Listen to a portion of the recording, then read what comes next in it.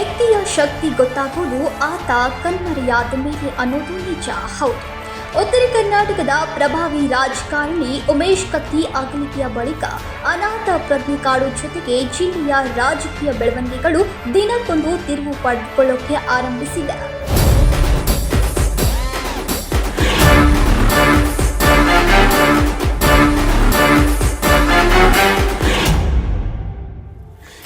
ಸುದೀರ್ಘ ರಾಜಕೀಯ ಬದುಕಿನ ಅನುಭವದ ಮೂಲಕ ಜಿಲ್ಲಾ ರಾಜಕಾರಣ ಹಾಗೂ ಸಹಕಾರ ರಂಗದ ಮೇಲೆ ಬಲವಾದ ಹಿಡಿತ ಹೊಂದಿದ್ದ ಉಮೇಶ್ ಕತ್ತಿ ಇಲ್ಲವೆಂಬ ಸುದ್ದಿ ಜಿಲ್ಲೆಯ ಹಲವರ ಬದುಕಿನಲ್ಲಿ ಬಿರುಗಾಳಿಯನ್ನೇ ಎಬ್ಬಿಸಿದೆ ಅಂದ್ರೆ ತಪ್ಪಾಗಲಿಕ್ಕಿಲ್ಲ.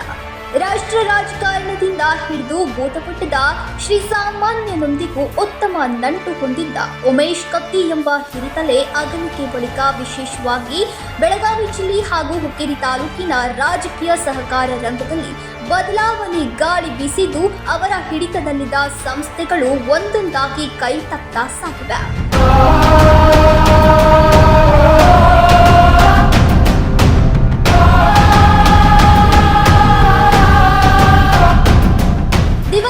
ಉಮೇಶ್ ಕತ್ತಿ ಅಗಲಿಕೆ ಬಳಿಕ ಅವರ ವಾರಸುದಾರರಾಗಿ ಬಂದ ನಿಖಿಲ್ ಕತ್ತಿ ಹುಕ್ಕೇರಿ ಕ್ಷೇತ್ರದ ಶಾಸಕರಾಗಿ ಆಯ್ಕೆಯಾದರು.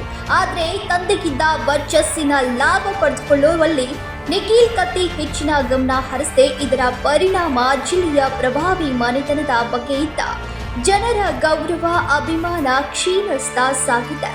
ಇನ್ನು ರಾಜಕೀಯವಾಗಿ ತುಳಿತಕ್ಕೊಳಗಾಗಿದ್ದ ಬಹುಪಾಲು ಕುಟುಂಬಗಳು ಪರೋಕ್ಷವಾಗಿ ದಾಳ ಉರುಳಿಸಿ ತಮ್ಮ ಹಿಡಿತ ಸಾಧಿಸೋಕೆ ಆಳಿಗೊಂದು ಕಲ್ಲು ಎಂಬಂತೆ ಸೆಟೆದು ನಿಂತಿರುವುದು ಕತ್ತಿ ಕುಟುಂಬಕ್ಕೆ ಸವಾಲಾಗಿ ಪರಿಣಮಿಸಿದೆ.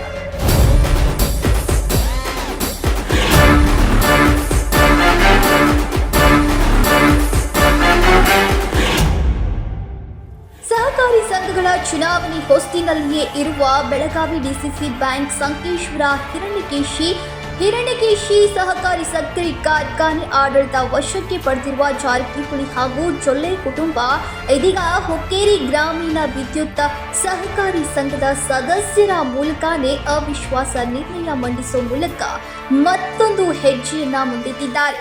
ಇನ್ನು ಈ ಎಲ್ಲಾ ಬೆಳವಣಿಗೆಗಳನ್ನ ಸೂಕ್ಷ್ಮವಾಗಿ ಗಮನಿಸ್ತಾ ಇರುವ ಮಾಜಿ ಸಂಸದ ರಮೇಶ್ ಕತ್ತಿ ಮೌನ ತಾಳಿರೋದು ಅನೇಕ ಅನುಮಾನಗಳಿಗೆ ಎಡೆ ಮಾಡಿಕೊಟ್ಟಿದೆ. ಒಟ್ಟಾರೆಯಾಗಿ ದಿವಂಗತ ಉಮೇಶ್ ಕತ್ತಿ ನಿಧನದ ಬಳಿಕ ಜಿಲ್ಲಾ ರಾಜಕಾರಣ ದಿನಕ್ಕೊಂದು ತಿರುವು ಪಡೆದುಕೊಳ್ತಾ ಇದ್ದು, ಬರುವ ದಿನಮಾನಗಳಲ್ಲಿ ಕತ್ತಿ ಕುಟುಂಬ ವಿರೋಧಿ ಪಾಳಿಯದ ವಿರುದ್ಧ ಯಾವ ರೀತಿ ದಾಳ ಉಳಿಸತ್ತೋ ಅನ್ನೋದನ್ನ ಕಾದು ನೋಡಬೇಕಿದೆ.